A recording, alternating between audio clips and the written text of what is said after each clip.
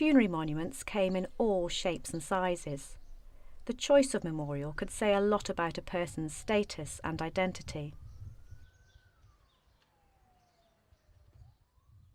The size and type of monument, the extent of decor, or the use of architectural features were all key, as was whether the burial was single or communal. In many cases, people got the tomb they could afford. For the poor, this could mean burial in anonymous mass graves, or at best in places indicated by simple, perishable markers. At the Isola Sacra necropolis, some cremation graves were simply marked with amphora, the necks of which protruded from the ground.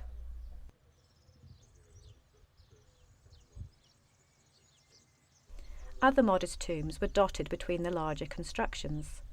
These smaller graves often mimicked the style of the larger monuments.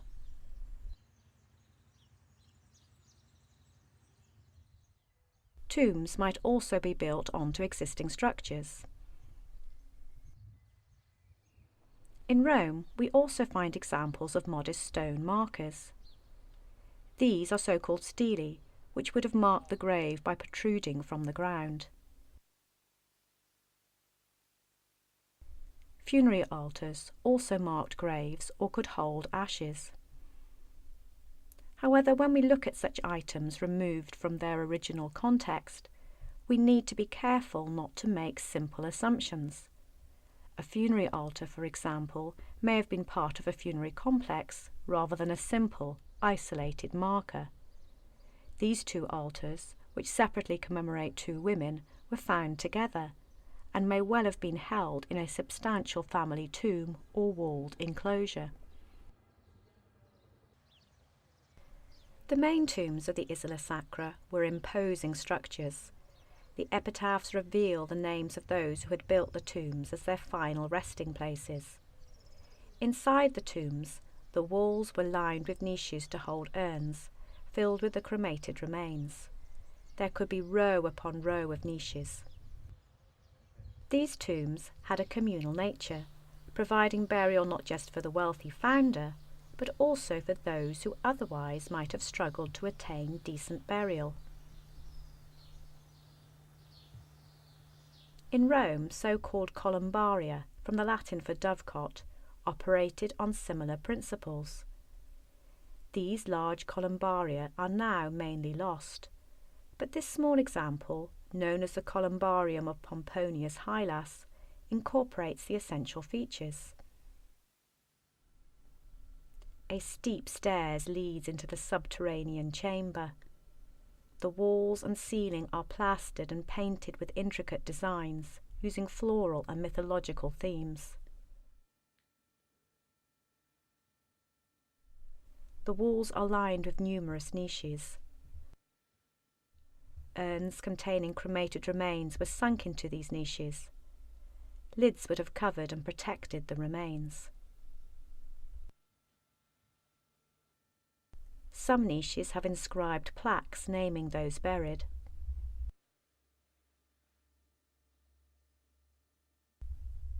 The internal space was probably organised on hierarchical principles. The original founders of the tomb would have occupied this ornate central structure, which holds large urns. The attached epitaph names them as Granius Nestor and Vinalea Hedone, and painted portraits of a husband and wife adorn the niche.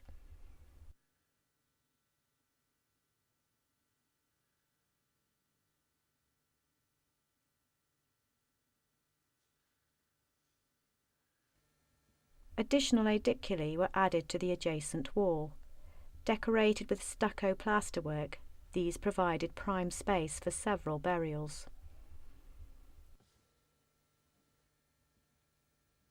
In modern times, the tomb takes its name from the small memorial in the stairwell. This has a glass mosaic edged with shells that names Pomponia's Hylas. Columbaria were often sponsored by wealthy patrons and allowed simple but decent burial for members of large slave households or groups united by a shared trade. For the wealthy, tomb design held no bounds. Some of the largest and most striking tombs date to the late Republic and Augustan era. The tomb of Cestius near the Ostian Gate is still a famous landmark in Rome. It was preserved by being built into the late city walls. At the time of its construction, it reflected the taste for all things Egyptian in Augustan Rome.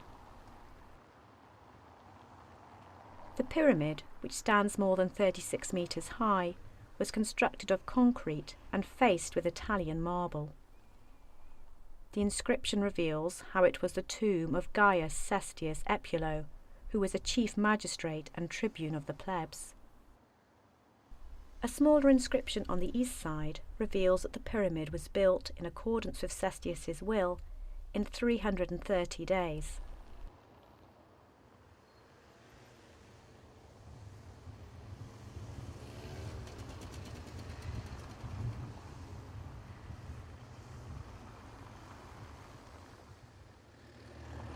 The tomb of Cecilia Metella on the Via Appia is one of the road's most prominent landmarks. The location and size of the tomb are suggestive of this woman's importance. The inscription reads to Cecilia Metella, daughter of Quintus Caecilius Metellus Creticus, wife of Crassus. Her father was consul in 69 BCE, and her husband may have been Marcus Licinius Crassus, a good friend of the Emperor Augustus. The tomb may commemorate a woman, but it also emphasises the overall importance of her family and celebrates their success. The tomb consists of a cylindrical drum on a square base. The crenellated brick wall was added when the tomb became part of a fortress in the 12th century. The shape of the tomb of Cecilia Metella echoes that of arguably the most famous tomb in Rome, the Mausoleum of the Emperor Augustus. This survives as a huge circular ruin planted with cypresses.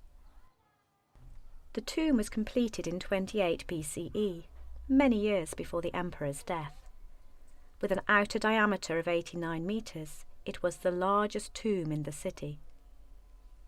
Most of the outer facing of limestone has been robbed, and the overall original appearance and design of the tomb is unclear. The geographer Strabo, who saw the tomb in 7 BCE, described it as a great mound on a high foundation that was planted with trees and topped with a bronze statue of Augustus. Augustus's mausoleum was the ultimate statement. Such a tomb celebrated Augustus's life and achievements and made it very clear how he wished to be remembered.